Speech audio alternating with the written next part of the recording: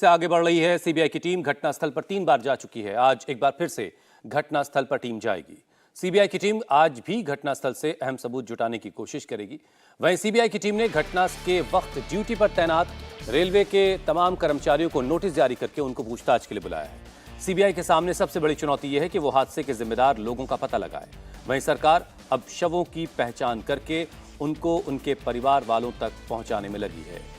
तो सीबीआई एक तरफ जांच में लगी है, तो दूसरी सबसे बड़ी चुनौती सरकार के सामने उन तमाम शवों को उनके परिवार तक पहुंचाने की है। शवों की शिनाख्त, फिर उसको उनके घरों तक पहुंचाना। सरकार इस जिम्मेदारी को भी निभाने में लगी है।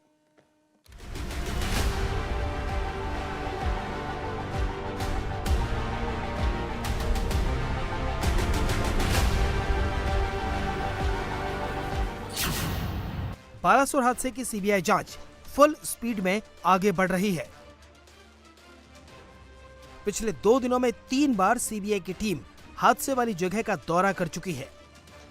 बहनगा बाजार रेलवे स्टेशन के सिग्नलिंग रूम, रिकॉर्ड रूम और अधिकारियों से जानकारी जुटा चुकी है।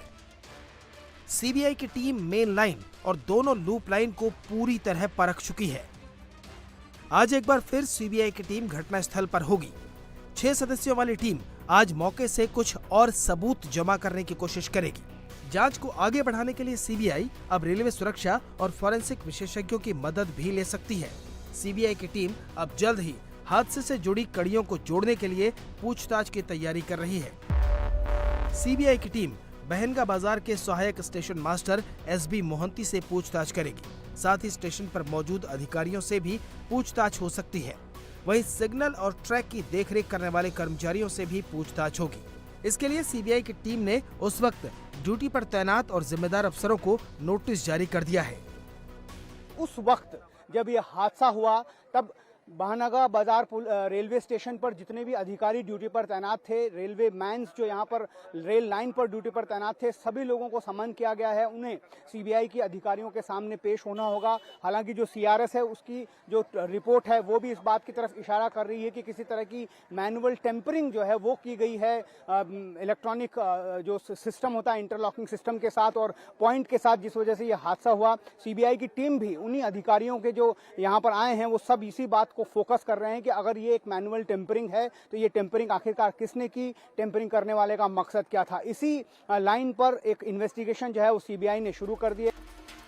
सीबीआई ने जांच सीआरएस की रिपोर्ट के आधार पर ही शुरू की है, क्योंकि अभी तक जो सबूत मिले हैं उसमें साजिश की कड़ियां जुड़ने लगी हैं। साफ है कि उस दिन जो कुछ हुआ वो बिना इंसानी दखल के नहीं हो सकता। ये इंटरलॉक्ड गेट है, वो गेट बंद करेंगे। गेट बंद करने के बाद हम जो लाइन में गाड़ी लेंगे। सर गेट बंद होगा तो फिर कैसे मतलब ट्रेन आएगी? बता देता हूँ, वो गाड़ी जो लाइन में हम लेंगे पहले वो गेट को तो बंद करना पड़ेगा। वो इंटरलॉक्ड गेट है, जब तक ये गेट बंद नहीं होगा रोड ट्रैफिक के लिए। जी, वो रोड ट्रैफिक गेट है, तो वो गेट जब तक बंद नहीं होगा कोई भी सिग्नल कोई गाड़ी को कोई लाइन को नहीं होगा।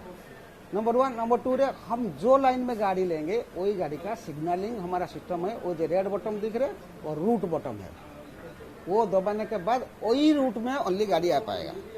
आप अगर ये रूट में रूट लगा के रखेंगे और वो बटन इधर दबाएंगे, वो सिग्नल होगा ही नहीं, किसी के हालत में नहीं होगा।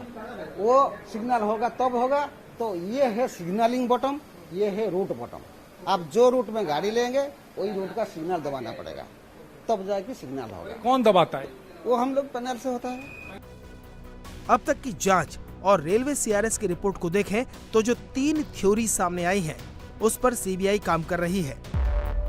थ्योरी नंबर 1, रेलवे कर्मचारियों की लापरवाही से सिग्नल लोकेशन बॉक्स को नुकसान तो नहीं हुआ। थ्योरी नंबर 2, जानबूझकर साजिश के तहत इंटरलॉकिंग सिस्टम से छेड़छाड़ तो नहीं की गई।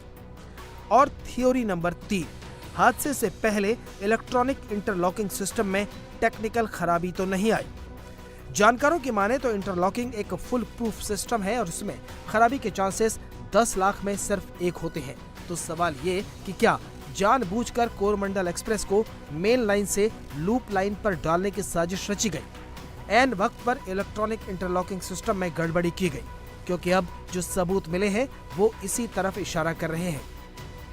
मेन लाइन पे अगर सीधा ट्रेन को चलना है तो कोई इशू नहीं है, बट अगर लूप लाइन में हमें ट्रेन को ले जाना है तो एक पॉइंट होता है जो कि इसमें आपको दिखाया हुआ है नक्शे में, उसके ऊपर तो उस पॉइंट को हमें ऑपरेट करना होता है जिससे वो आगे पीछे ट्रेन सीधी जाएगी या लूप में जाएगी।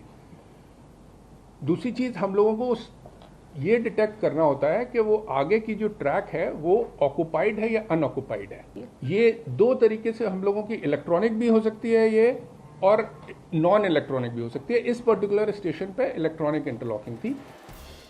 शुरुआती जांच में बार बार यही बात सामने आ रही है कि बिना साजिश के ट्रेन मेन लाइन से लूप लाइन पर नहीं जा सकती, और ये हम क्यों कह रहे हैं वो आपको बताते हैं। इलेक्ट्रॉनिक इंटरलॉकिंग सिस्टम में मेन 3 फंक्शन होते हैं: signal, track occupancy sensing device और पॉइंट, जिसमें पूरा ट्रैफिक कंट्रोल होता है। इंटरलॉकिंग सिस्टम से ही ट्रेनों को एक ट्रैक से दूसरे ट्रैक पर स्विच किया जाता है। ट्रैक पर ट्रेन की पोजीशन के आधार पर सिग्नल दिया जाता है। आगे ट्रैक खाली है तो ग्रीन, और आगे ट्रैक पर ट्रेन खड़ी है तो रेड सिग्नल। पॉइंट के जरिए ट्रेन का ट्रैक डिसाइड होता है और ट्रेन को उसी के आधार पर ट्रैक स्विच करके आगे बढ़ाया जाता है। अगर पॉइंट और लाइन सही होगी तो ग्रीन सिग्नल होगा, नहीं तो सिग्नल रेड हो जाएगा और ट्रेन रुक जाएगी। सीबीआई अब इस बात की जांच कर रही है कि जब कोरोमंडल एक्सप्रेस का सिग्नल मेन लाइन के लिए ग्रीन था तो किसने पॉइंट बदलकर ट्रेन को लूप लाइन पर मोड़ दिया, यानी इंटरलॉकिंग को फिजिकली टेम्पर किया गया। ऐसे में सवाल उठता है कि आखिर इस हादसे का जिम्मेदार कौन है? सीबीआई के रडार पर आखिर कौन कौन है? टीम का पूरा फोकस हादसे के पीछे की वजह और गुनहगार की पड़ताल करने पर है। ट्रैक और दुर्घटनाग्रस्त हुई बोगियों की जांच की आज एक बार फिर जांच टीम मौके पर होगी और नए गवाह, नए सबूत तलाशने की कोशिश की जाएगी। इंडिया टीवी हर वक्त हर जगह डाउनलोड करने के लिए सर्च करें India TV news Google play store या ऐप स्टोर पर।